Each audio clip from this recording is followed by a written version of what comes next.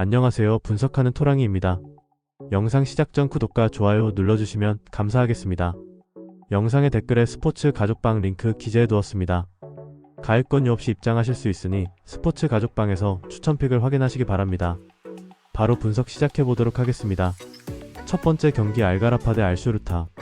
알가라파는 최근 경기에서 극심한 기복을 보이고 있습니다.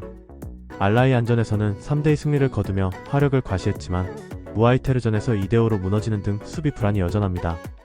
게다가 이번 경기에서는 주전 골키퍼 칼리파 은디아에가 징계로 빠지면서 최후방 안정감에 큰 구멍이 생겼습니다.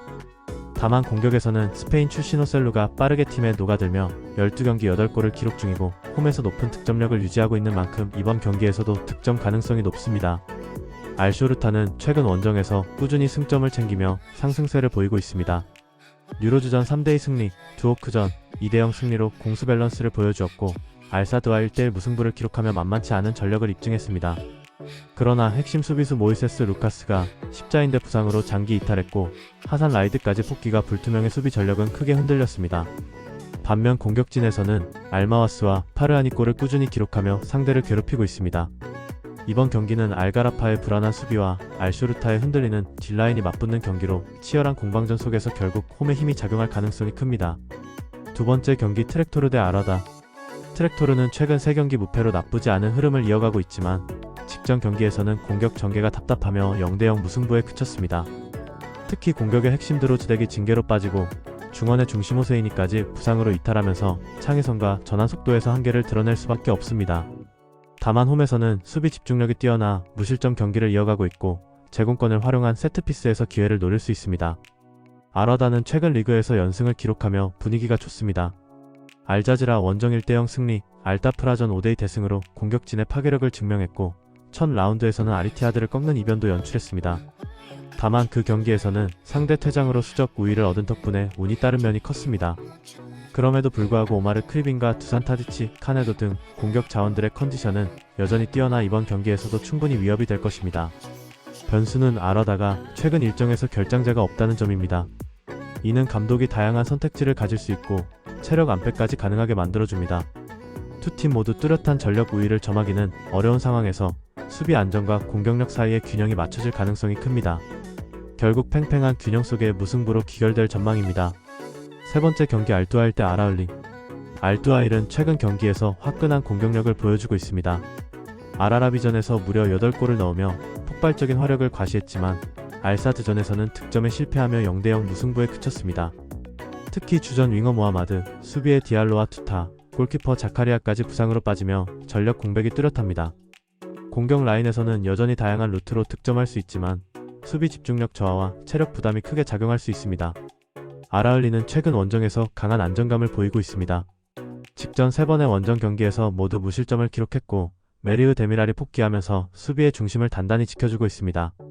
여기에 캐시에, 마레즈, 맨디, 이바네즈 등 핵심 자원들의 컨디션도 양호의 원정에서도 안정적인 경기 운영이 가능합니다.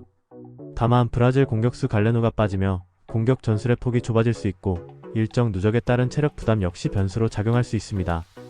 이번 경기는 알뚜아일의 화력과 아라을리의 단단한 수비가 맞붙는 구도로 경기 후반까지 팽팽한 흐름이 이어질 가능성이 큽니다.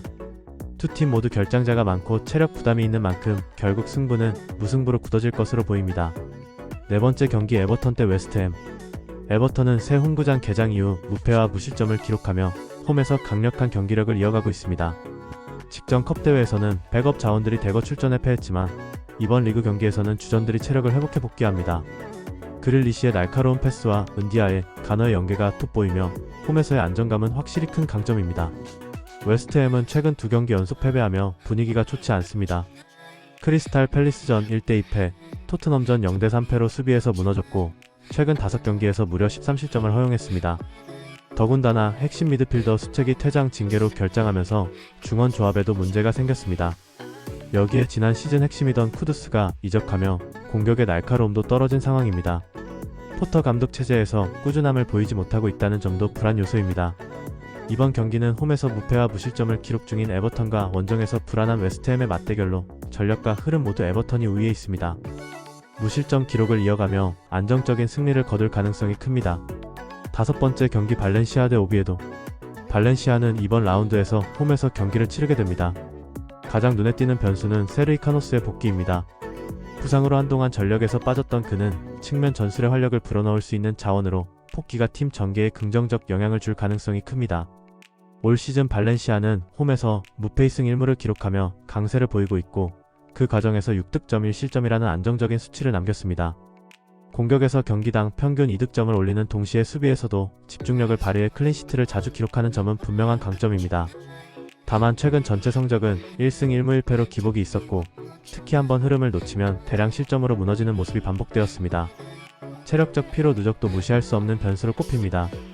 반면 오비에도는 원정에서 극심한 부진을 이어가고 있습니다. 현재까지 원정 3경기 전패, 득점 0, 실점 5라는 초라한 성적을 기록 중입니다. 게다가 수비 핵심 나초 비달, 미드필더 루카 일리치가 부상으로 빠졌고 알바로 레모스와 다비드 코스타스 역시 장기 결장 중이라 전력 누수가 심각합니다. 경험이 부족한 대체 자원들이 후반전 집중력에서 흔들리는 장면이 반복되며 원정에서는 경기 운영이 제대로 되지 않고 있습니다. 감독 역시 기자회견에서 후반전 수비 집중력이 문제라고 언급할 만큼 약점이 뚜렷합니다. 이번 경기는 홈과 원정에서 극명한 대비가 드러납니다. 발렌시아는 홈에서 강력한 흐름을 이어가고 있고 카노스 복귀로 공격 다양성이 살아날 수 있습니다. 반면 오비에도는 원정에서 무득점 무승이라는 무기력한 흐름이 이어지고 있어 이변 가능성은 낮습니다. 결국 홈팀 발렌시아가 안정적인 운영을 통해 무난한 승리를 가져갈 것으로 보입니다. 6번째 경기 파르마 대 토리노. 파르마는 이번 시즌 개막 이후 좀처럼 승리를 챙기지 못하고 있습니다. 직전 크레모네세전에서 0대0 무승부를 거두며 최근 4경기 연속 무승 2무 2패에 빠져 있습니다.